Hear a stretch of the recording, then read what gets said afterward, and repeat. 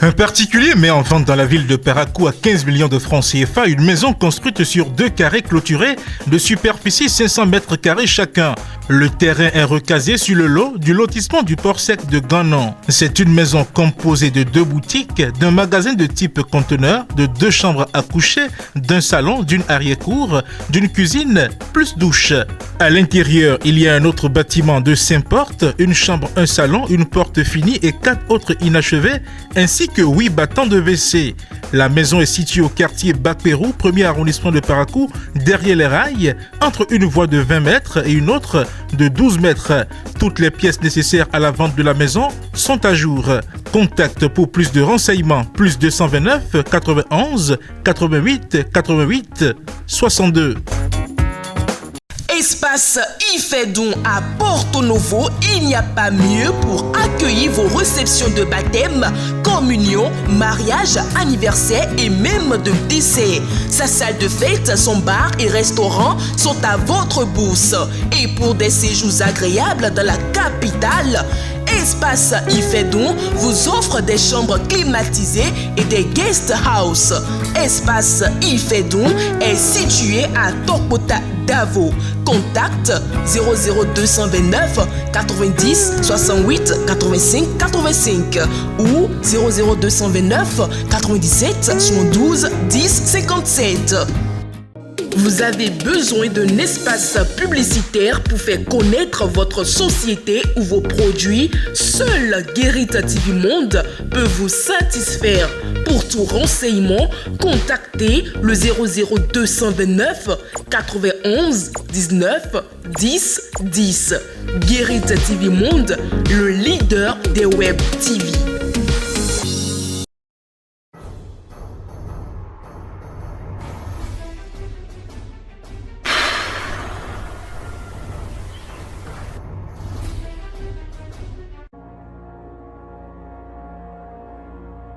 Mesdames et messieurs, vous faites toujours bien de nous préférer. Dans le bulletin d'information du mercredi 31 mai 2023, le porte-parole du gouvernement, Wilfried Léandre Ngoubedi, a donné des précisions sur les assises nationales portant sur les naissances au Bénin.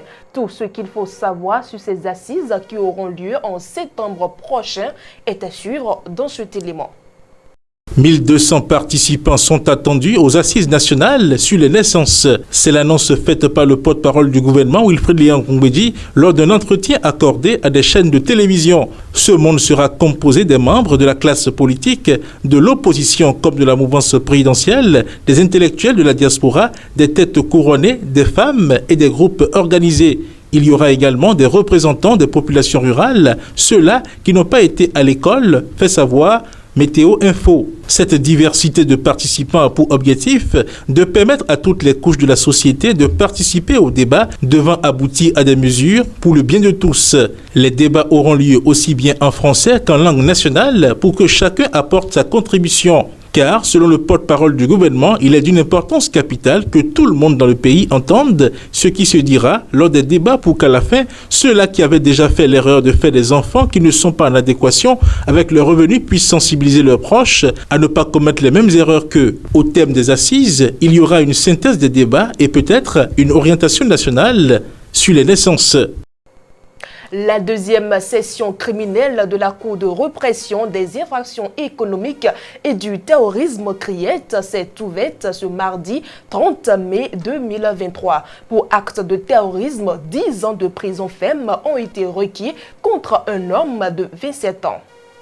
Le jeune homme a comparu dans la matinée de ce mardi 30 mai 2023 devant la CRIET. Il est jugé pour association de malfaiteurs, acte de terrorisme consistant en un enlèvement, une séquestration, extorsion de fonds et vol à main armée. C'est le premier dossier au rôle de la deuxième session criminelle de la Chambre des jugements 2022-2023. Le procureur spécial Mario Metonou a requis 10 ans de réclusion criminelle contre le prévenu après avoir requalifié les faits qui lui sont reprochés. Au terme du procès, les chefs d'accusation ont été requalifiés en association de malfaiteurs, vol à main armée, enlèvement et séquestration, extorsion de fonds. L'accusé a déjà passé 4 ans en prison.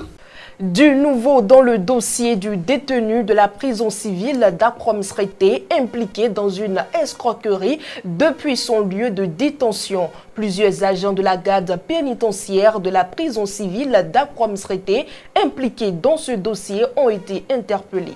Les détails. Les enquêtes se poursuivent dans le dossier du prisonnier accusé de vider le compte des opérateurs Mobile Money. Selon les informations de Banouto, plusieurs fonctionnaires de police ont été interpellés dans cette affaire au cours de l'enquête ouverte. Il s'agit des agents de la garde pénitentiaire de la prison civile d'Akrom Sreté où est détenu le mis en cause. Ces agents sont soupçonnés d'avoir une complicité dans l'affaire du détenu de la prison civile d'Akrom Sreté. Cette affaire a éclaté après plusieurs plaintes adressées à la Cour de répression des infractions économiques et du terrorisme Criette. Le prisonnier a été identifié comme le cerveau d'un réseau de soustraction frauduleuse d'argent sur des comptes des opérateurs Mobile Money. Il officie depuis son lieu de détention avec des complices qui l'aident à identifier ses victimes et font également les opérations de retrait de fonds. Selon la source de Banouto, l'épouse du prisonnier, sa sœur et un proche ont été placés sous mandat de dépôt. D'autres personnes sont poursuivies sous convocation. Près de 70 opérateurs victimes ont été enregistrés. La liste pourrait s'élargir dans les prochains jours. Ainsi prend fin le bulletin d'information. Le forum de discussion de ce matin, c'est tout de suite.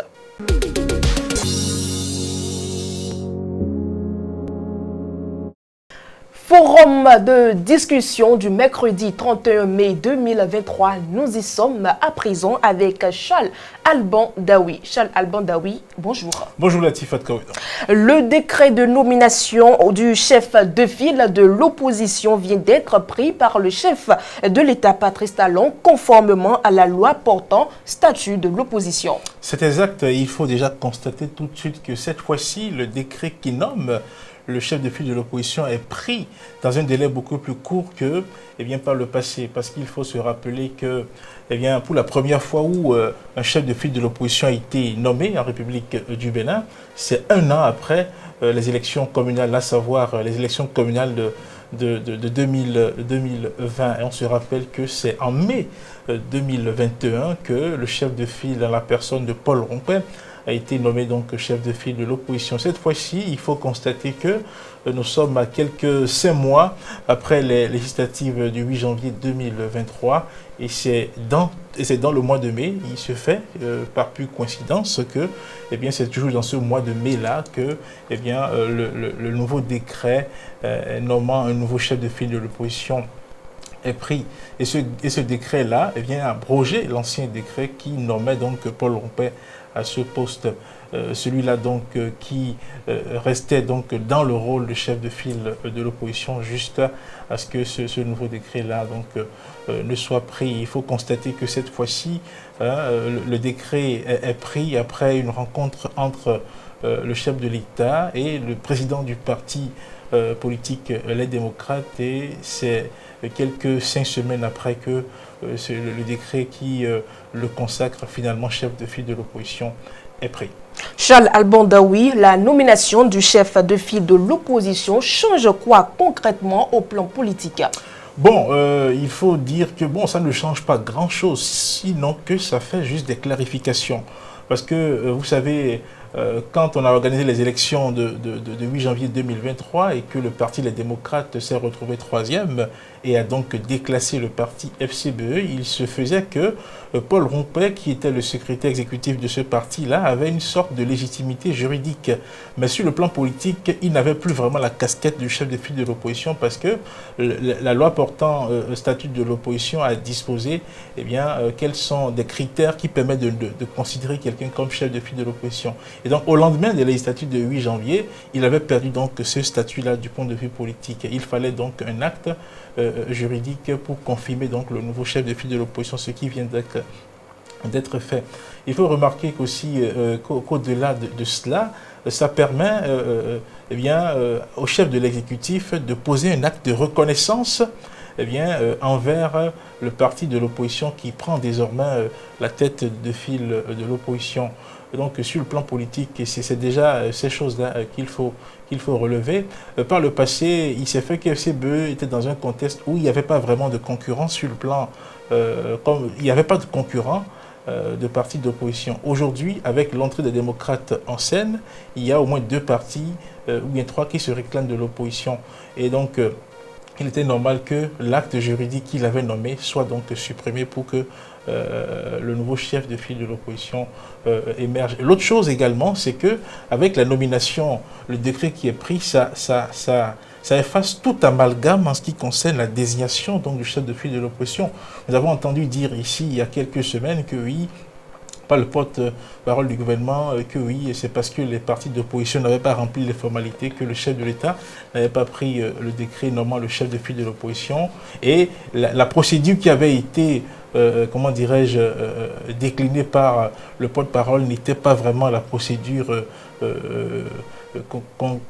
la procédure qui a été inscrite dans la loi. Donc, avec ce geste-là, le chef de l'État met fin à l'amalgame lié donc à la procédure liée au chef de file de l'opposition. Il faut désormais reconnaître que ce n'est pas les partis d'opposition qui se mettent entre eux pour désigner le chef de file de l'opposition, mais que c'est le conseil électoral de la Sénat qui propose quelqu'un et le chef de l'État finit donc par nommer cette personne. Il est vrai que ce poste, politiquement parlant, n'a pas vraiment de grands avantages parce que là, dans la loi, on parle d'avantages protocolaires, on parle de listes civiles que le gouvernement doit prendre en Conseil des ministres avant que le chef de file de l'opposition n'en bénéficie. Seulement que, il faut relever que la loi dispose que oui, le chef de file de l'opposition peut être consulté par le chef de l'État sur les questions d'intérêt général. On a dit peu, donc ce n'est pas une obligation.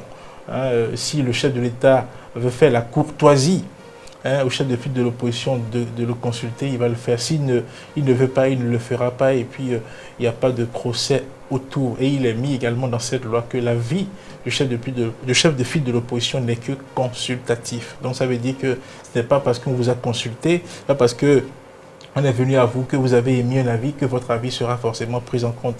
Si dans la consultation, si l'avis que vous émettez n'arrange pas le chef de l'exécutif, souffrez que cet avis-là ne soit donc pas pris en compte. Donc voilà un peu ce qu'il faut comprendre en ce qui concerne le chef de file de l'opposition et les prérogatives, les dispositions qui ont été mises dans la loi portant statut de l'opposition au Bénin. Chala Bandaoui, merci. C'est bon. Mesdames et messieurs, c'est tout pour le forum de discussion de ce matin. La vidéo du jour, c'est tout de suite. God have mercy upon us.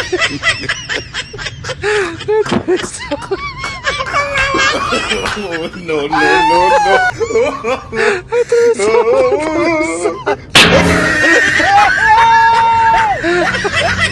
Chers amis internautes, si tout le monde vous aime, sachez que vous avez un sérieux problème. Si vous ne me croyez pas, croyez tout au moins Bob Marley. Sur ce, bien le bonjour chez vous.